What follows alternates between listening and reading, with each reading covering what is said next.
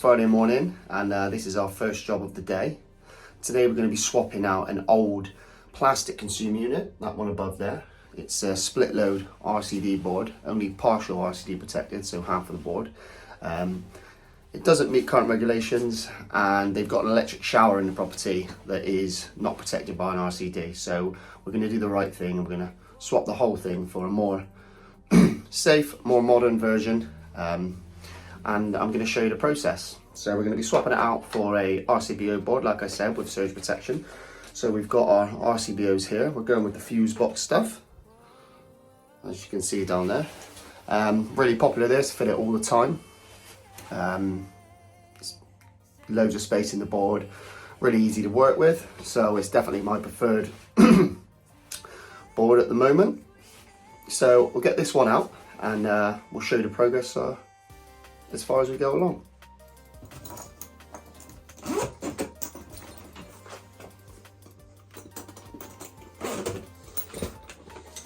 Oh look, a bit messy today.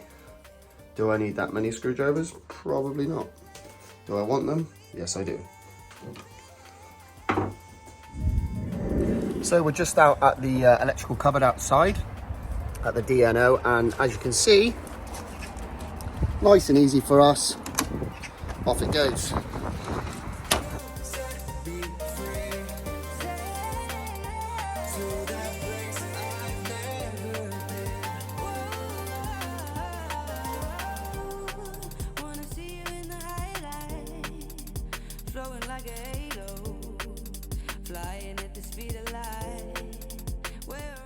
So here's a quick video of the consumer unit before we take it out. As you can see, there's lots of length on the live and neutrals, which is always handy for doing the RCBOs and making it look neat. Hopefully this should be quite a straightforward change.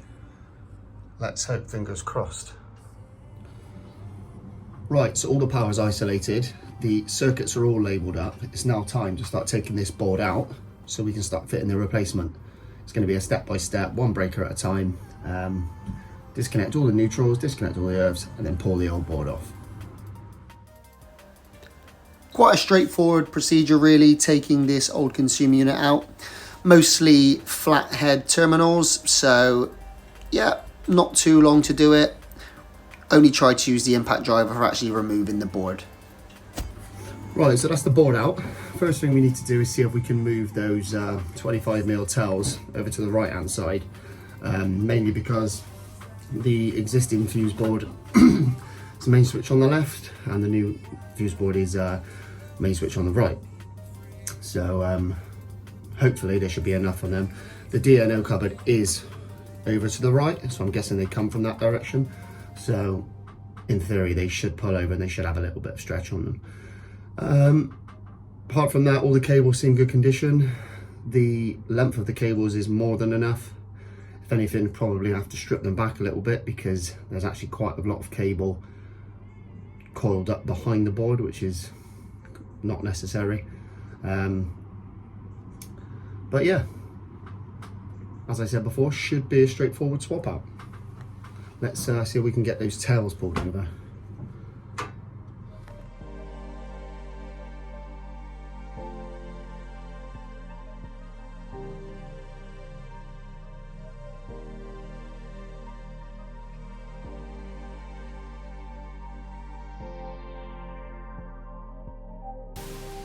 I've been lost in the shadows, searching for the way to go, waiting for the right time, won't rush, just take it slow, feeling so mellow, love stored like ammo, locked up in your love crime, time to let the doors blow. Whoa, set me free. Set me free to that place we've never been. Right, so I've just got the board mounted. It's been quite difficult. You can see I've got a bit of a sweat on. Really tough tails to get them into the board. Hardly any flex in them at all. Nothing like the new flexi tails. But unfortunately I couldn't Couldn't replace the tails on this because they're sort of buried in a plasterboard dot and down wall when they go out to the outside cab. So couldn't replace them. So I've had to work with them. Like I said, it's been tough, but they're in there.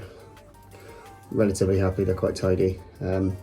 Just going to go on now and start connecting up the circuits one at a time, and then obviously testing it. So I will show you along as we go. So as you can see here, I'm just pulling in all the new cables. They're all labelled up on the tips, so effectively all the labelling is going to be chopped off as I'm terminating them into the new RCBOs. I'm cutting them all to length, making sure the earths are all up, tucked out of the way, and the live and the neutrals are equally spread across all the RCBOs when terminated into the new board. Obviously I've sped this procedure up. This took me around about 30 minutes to do all of this.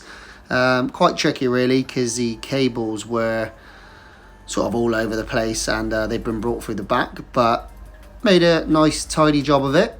I think it's 8 breakers in total, 3 for the lighting circuits, 1 for the smoke alarms.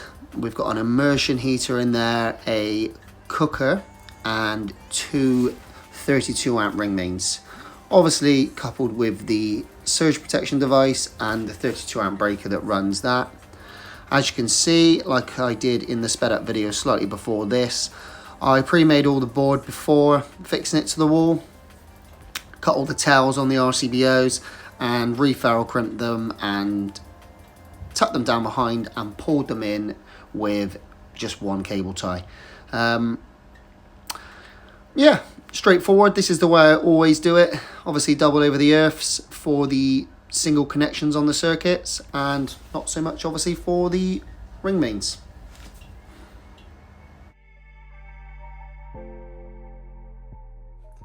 Right, that's the fuse board all done. As you can see it up there. Now we just got to get the cover on, label it up, and then flick the power on, make sure it all works, and then give it a quick test, fill out the relevant forms, and job done.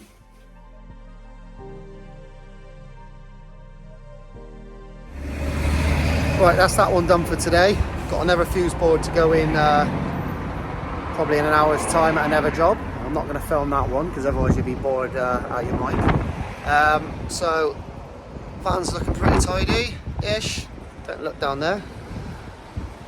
I'll see you on the next one.